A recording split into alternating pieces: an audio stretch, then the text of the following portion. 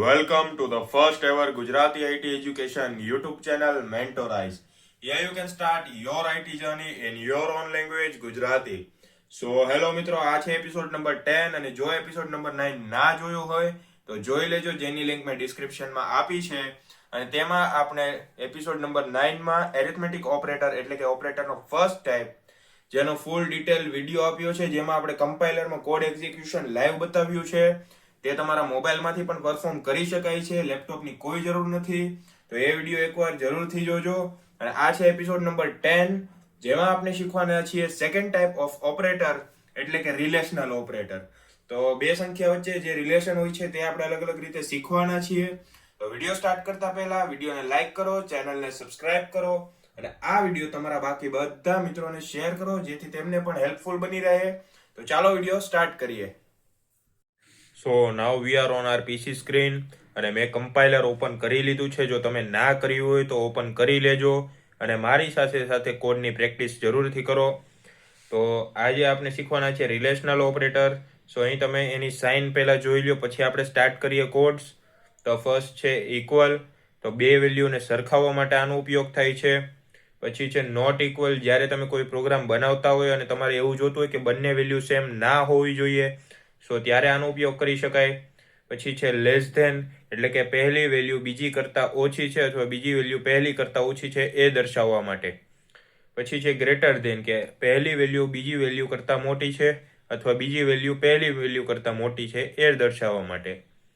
Less than or equal, તો આમાં તમે એમ કહી શકો કે પહેલી વેલ્યુ છે બીજી વેલ્યુ કરતાં નાની છે અથવા તેના કરતાં સમાન છે. ઓકે, અથવા એમ કહી શકાય કે બીજી વેલ્યુ એ પહેલી વેલ્યુ કરતાં નાની છે અથવા તેના સમાન છે. ત્યારબાદ છે ગ્રેટર ધેન ઓર ઇક્વલ. સો અહીં તમે જોઈ શકો છો કે પહેલી વેલ્યુ હોય એ બીજી વેલ્યુ કરતાં મોટી હોય અથવા એના સમાન હોય, અથવા બીજી વેલ્યુ છે પહેલી વેલ્યુ કરતાં મોટી હોય અથવા એના સમાન હોય. ઓકે, સો હવે આપણે સ્ટાર્ટ કરીએ પ્રોગ્રામિંગ. તો ફર્સ્ટ છે આપણું ઇક્વલ. ઇક્વલથી સ્ટાર્ટ કરીએ. જેમ આપણે એરિથમેટિક ઓપરેટરમાં જોયું હતું કે પહેલાં આપણે ઇન્ટીજર ડિક્લેર કરવો પડે, ડેટા ટાઈપ છે એટલે કે પહેલાં તમે ડેટા ટાઈપ લ્યો, પછી વેરિયેબલનું નામ લ્યો, ત્યારબાદ એને વેલ્યુ આપો. તો ફર્સ્ટ ઓફ ઓલ આપણે લઈ લઈએ છીએ ઇન્ટીજર એ ઇક્વલ્સ ટુ, એને વેલ્યુ આપી દઈએ છીએ 10 અને સેમિકોલન. સેમિકોલન ફરજિયાત છે, એ ભૂલતા નહીં, નકર એરર આવી શકે છે. ત્યારબાદ બીજો વેરિયેબલ લઈ લઈએ છીએ integer B equal to, any value પણ આપણે આપી દઈએ છીએ 10 અને સેમિકોલન. તો કમ્પેરિઝન ક્યારે થઈ શકે? જ્યારે બે વેલ્યુ હોય તો તમારે બે વેલ્યુ બનાવવી પડે. સો અહીં બે વેલ્યુ થઈ ગઈ છે. હવે આપણે તેને કમ્પેરિઝન કરવાનું છે. તો કમ્પેરિઝન માટે પણ એક વેરિયેબલ જોશે. જેમ કે બે માણા વચ્ચે બાંધવાનું થયું હોય તો સમાધાન માટે ત્રીજો વ્યક્તિ જોઈએ. સો એમ આ બેને કમ્પેર કરવા માટે એક વ્યક્તિ હજી જોશે. તો એને આપણે કહીશું ઇન્ટીજર કમ્પેરિઝન માટે કોમ્પ ને ઇક્વલ. હવે આપણે કોની વચ્ચે કમ્પેરિઝન કરાવવાનું છે? તો એ અને બી વચ્ચે. ઓકે, જો તમે તેની ડાયરેક્ટ વેલ્યુ લેશો તો એ ટાઈમ જતાં જો બદલાશે તો તમારે વેલ્યુ જાતે બદલવી પડશે. પરંતુ જો એ અને બી લઈ લેશો તમે, તો એની જે વેલ્યુ ફ્યુચરમાં બદલાશે એ ઓટોમેટિક આવી જશે. એટલે કે મેન્યુઅલી તમારે કામ નહીં કરવું પડે. ઓકે, સો અહીં તમે જોઈ શકો છો આપણે લઈ લઈએ એ ડબલ ઇક્વલ ટુ બી અને સેમિકોલન. સો સેમિકોલન લઈ લીધી. એ નહીં લીધી હોત તો તમારે ભૂલ આવી શકે, એરર આવી શકે. ઓકે, સો હવે આપણે પ્રિન્ટએફ કરાવવાનું છે. તો સૌપ્રથમ મેં તમને કહ્યું હતું એમ કે કોઈ પણ પ્રિન્ટએફ કરાવો, કોઈ વેલ્યુ જોતી હોય તો એનો ફંક્શન યુઝ કરો. જેમ કે ઇન્ટીજર માટે છે %d, કેરેક્ટર માટે છે %c, ફ્લોટ માટે છે %f અને ડબલ માટે છે %lf. સો આ વસ્તુ યાદ રાખજો, ગમે ત્યારે પ્રિન્ટ કરશો ત્યારે આ હેલ્પમાં આવશે. સો અહીંયા આપણે લેવું પડશે %d. કેમ કે ઇન્ટીજર છે. ઓકે, %d લીધું. ત્યારબાદ અહીંયા અલ્પવિરામ કરીને હવે આપણે પરિણામમાં શું જોઈએ છે, પ્રિન્ટ શું કરાવવું છે, સો એ જોવાનું છે. તો હવે આપણે કમ્પેરિઝન જે કર્યું હતું એ આપણે પ્રિન્ટમાં જોઈએ છે. તો અહીંયા લખશું કોમ્પ. હવે આનું પરિણામ તો આવશે, પણ એ પહેલાં તમે એ જાણી લો કે પરિણામ શું આવશે. તો બે પરિણામ આવી શકે.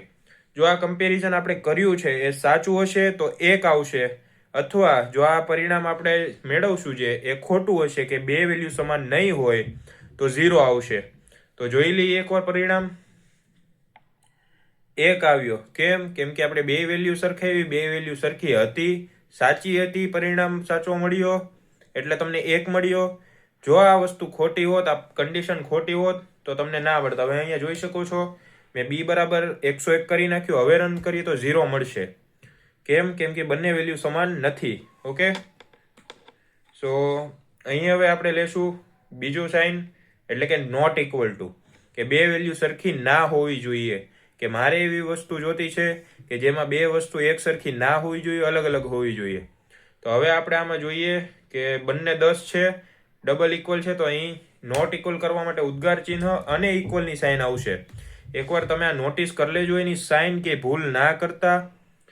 તો અહીં નોટ ઇક્વલ ટુ બી કરી દીધું છે આપણે, એ નોટ ઇક્વલ ટુ બી, એટલે આ છે એનું કમ્પેરિઝન. અને અહીં તમે જોઈ શકો છો એ ને બી ની વેલ્યુ બંને સમાન છે, અલગ અલગ નથી, સમાન છે. સો હવે આપણે અહીંયા નિશાની પણ આપી દીધી છે, અને અહીં તો કોમ્પ હતું એટલે કોમ્પમાં કાંઈ ચેન્જીસ નહીં થાય, પર્સન્ટેજ ડીમાં પણ કાંઈ ચેન્જીસ નહીં થાય.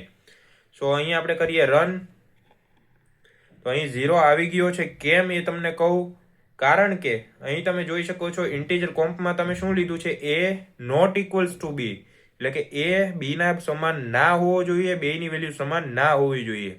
અને અહીં બંનેની વેલ્યુ સમાન છે, તમે જોઈ શકો છો. હવે હું એને આપી દઉં 11, એટલે એની વેલ્યુ 11 કરી દીધી. બીની વેલ્યુ તમારે છે 10. તો હવે તમે રન કરો તો અહીંયા મળશે 1. કેમ કે કન્ડિશન સાચી છે કે બંને વેલ્યુ સરખી ના હોવી જોઈએ. તો અહીં બંને વેલ્યુ સાચી છે, કારણ કે બે સરખી નથી. તો હવે તમને ખબર પડી નોટ ઇક્વલ એટલે શું. ના ખબર પડ્યું તો રિવાઇન્ડ કરીને એકવાર જરૂર જોઈ લેજો. ત્યારબાદ છે લેસ ધેન.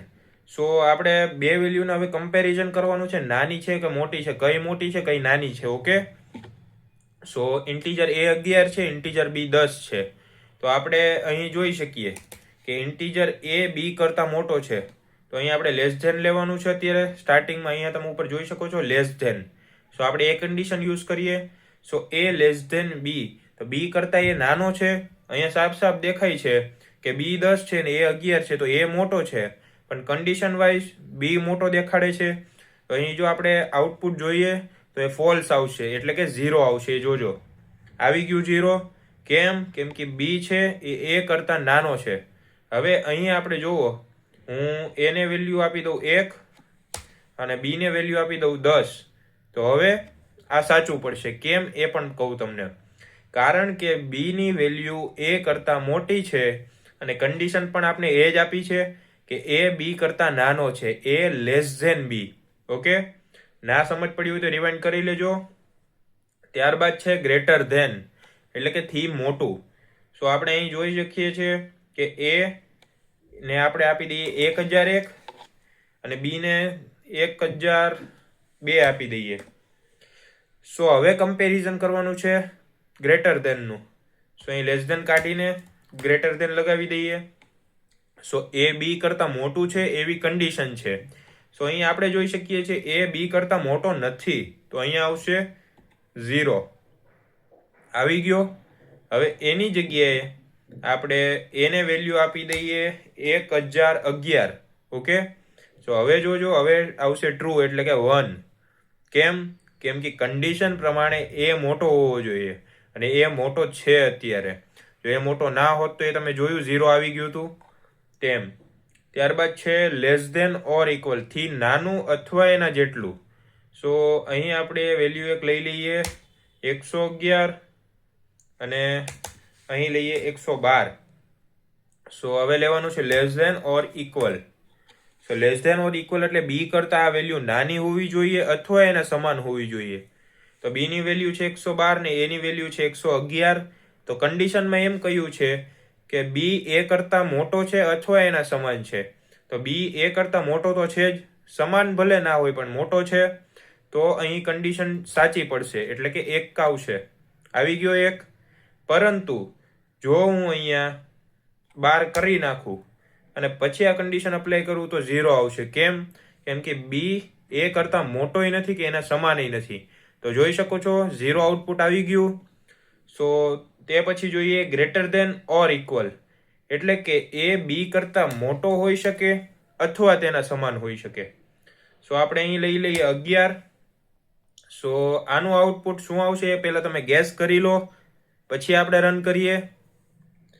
સો એની વેલ્યુ 11 છે, બીની વેલ્યુ 12 છે, બી મોટો છે. તો અહીં શું આવશે? એ ગ્રેટર ધેન ઇક્વલ બી. શું એ બી કરતાં મોટો છે? તો નહીં. તો આનો આઉટપુટ શું આવશે? 0 આવશે. કેમ? કેમ કે ફોલ્સ છે. બીની વેલ્યુ એ કરતાં મોટી છે. તો તમે અહીં કન્ડિશન જુઓ, એ બી કરતાં મોટો છે એવું બતાવ્યું છે. ઓકે, સો અહીં કન્ડિશન ખોટી હોવાથી અહીં આપણે ફોલ્સ મળ્યું. પરંતુ હું જો અહીંયા 11ની જગ્યાએ 13 કરી દઉં તો હવે આપને મળશે ટ્રુ, એટલે કે 1. મળી ગયું 1. સો અહીં આપણો રિલેશનલ ઓપરેટર પૂરો થાય છે. જો ના સમજ પડી હોય તો વિડીયો પહેલેથી જોજો. અને જો તમને બધું હેલ્પફુલ લાગ્યું હોય તો વિડીયોને લાઇક કરજો, ચેનલને સબસ્ક્રાઇબ કરજો અને આ વિડીયોને તમારા બધા મિત્રોને શેર કરજો, જેને હેલ્પ થાય જેથી. સો મળીએ નેક્સ્ટ એપિસોડમાં.